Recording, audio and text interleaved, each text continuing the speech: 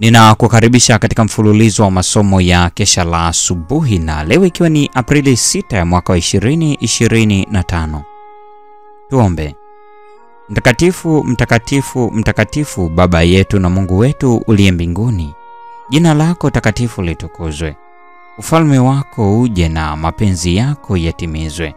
Asubuhi ya leo watoto wako wa kiume na wa kike tumekuja miguuni pako tukiwa ni wadhambi sana. Tusamehe dhambi zetu, na kila mmoja wetu analo jambo ambalo amelileta kwako kwa maombi. Hilo ukamsikia kila mmoja wetu sawa na mapenzi yako. Zaidi sana enda nasi tunapojifunza somo hili katika jina la Yesu. Amina. Mada ya leo nasema mkate wa uzima huhuisha asili ya kiroho. Yohana Mtakatifu sura ya 6 aya 50 inasema, hiki ni chakula kishukacho kutoka mbinguni, kwamba mtu akile wala asife. Kuna haja kubwa ya kuidhibiti nafsi kadiri tuwezavyo pale tunapojikuta tunatafuta kufaidika kutokana na makosa ya kaka, dada au rafiki zetu. Ijapokuwa hatutambui kuwa lengo la kumchafua mwingine ni kujikweza. Kujikweza kunahusiana na mazoea ya kutafuta kutambua mapungufu ya wengine. Hebu kila nafsi ikumbuke kuwa ni vyema kuwa macho na kuitengenezea miguu yake njia nyofu, ili kipofu asije akapotoshwa njiani. Hakuna hata mmoja wetu aliye katika hatari ya kuwa mwaminifu kupita kiasi au kuwa na tabia inayofanana na ya Kristo kupindukia. Tiba ya kutokuwa kama Kristo kwa kutoa nafasi kwa wema wako kusemwa vibaya ni kuishi kwa unyenyekevu, kuendelea kumtazama Yesu katika kukesha kwa maombi hadi kubadilishwa na kufanana na tabia yake nzuri. Nafsi haiwezi kuridhishwa na mtindo, kanuni na desturi. Sharti kilio cha nafsi kiwe, nipe mkate wa uzima, inua kikombe kilichojaa kwa asili yangu ya kiroho iliyokauka, ili nipate kuhuishwa na kuburudishwa. Lakini usiingilie na kuwa kizuizi kati yangu na mkombozi wangu. Niache nimuone kama msaidizi wangu, kama mtu wa huzuni nyingi, ajuaye sikitiko. Wewe, Bwana, uwe msaada wangu.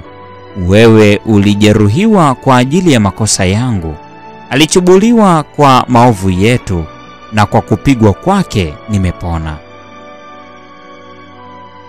Kristo alisulubiwa kwa ajili ya dhambi zetu, na alifufuliwa kutoka kwenye kaburi la kupanga kwa ajili ya kuhesabiwa haki kwetu, na anatangaza ushindi. Mimi ndiyo huo ufufuo na uzima. Yesu anaishi kama mwombezi wetu, akisihi mbele ya Baba. Amebeba dhambi za ulimwengu wote, na hajawahi kumfanya mtu mmoja anayeweza kufa kuwa mchukua dhambi kwa ajili ya wengine. Hakuna mtu anayeweza kubeba uzito wa dhambi zake mwenyewe. Yule aliyesulubiwa aliwachukua wote, na kila nafsi inayomwamini haitapotea bali itakuwa na uzima wa milele.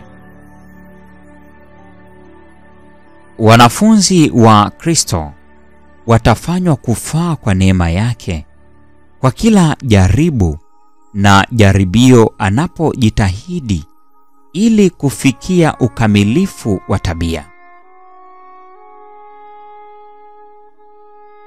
Kwa kutazama mbali kutoka kwa Yesu kwenda kwa mtu mwingine au kwa kitu kingine, wakati mwingine anaweza kufanya makosa.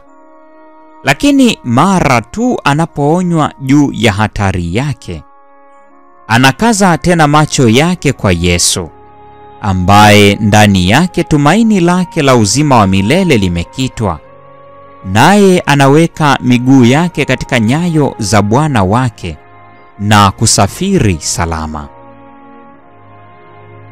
Anafurahia akisema, yeye ni mwombezi wangu aliye hai mbele za Mungu.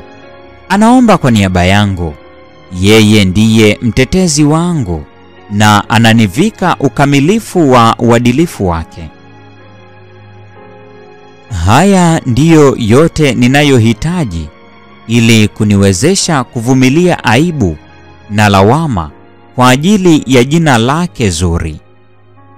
Ikiwa ataniruhusu kuvumilia mateso, atanipa neema na faraja ya uwepo wake ili jina lake litukuzwe. The Review and Herald, Mei 12, mwaka 1896. Hii ni Aprili 6, mada ikisema mkate wa uzima huhuisha asili ya kiroho. Neema ya Bwana wetu Yesu Kristo, pendo la Mungu na ushirika wa Roho Mtakatifu udumu kuwa nasi sasa na hata milele. Amina.